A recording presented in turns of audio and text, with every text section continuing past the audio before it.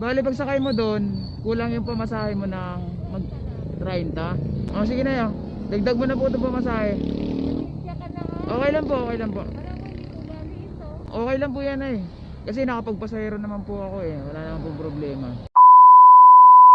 Pagbaba sa akin, pero Saan ka po punta, Nay? kaya po po Belmont, ang Belmont bicycle. Saan ka po pupunta? Paway lang po, galing ako ng ospital. Kaya po po Belmont, dito sa kay po Belmont, bicycle ko 30. 30 lang. Pauwi ka po ng San Jose del Monte. Hindi, kay po po Santa Maria. Oo po. Saan ka po magsasakay ng tricycle? Dito po? Pag-uwi ko, pagbaba ko ng jet, bicycle ko 30 lang. Yun lang na. Di po, saan ka po magsasakay? Dito? Dito na po mismo? Sa may tulay po. Hotel mo, nasa kung ano. Bali pag sakay mo doon, kulang yung pamasahe mo ng mag 30. Oh, sige, Nay. Dati nakatira ako sa San Jose Tungko. Doon ka nakatira. Noon yun, sa kapatid ko.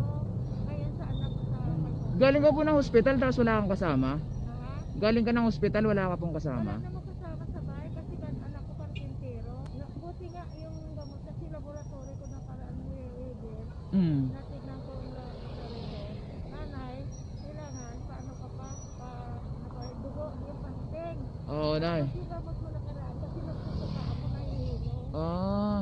Bakit wala kang kasama?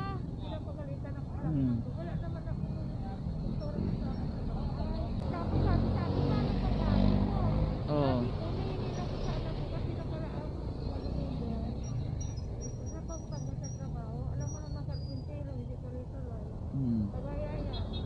Siguro nilipat naman ko sa talig sa tuloy-tuloy. Sige, Nay. Sige, Nay. Lalakarin mo lang ba doon? Sa tulay. Kaya mo ba maglakad doon?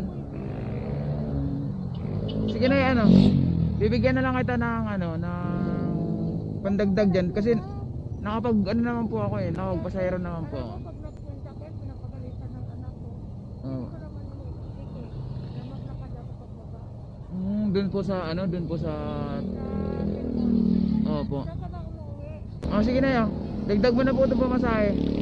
Siya ka na nga. Okay lang po, okay lang po. Parang hindi ko bali ito. Okay lang po 'yan eh. Kasi nakapagpasahero naman po ako eh. Wala naman po problema. Salamat ha.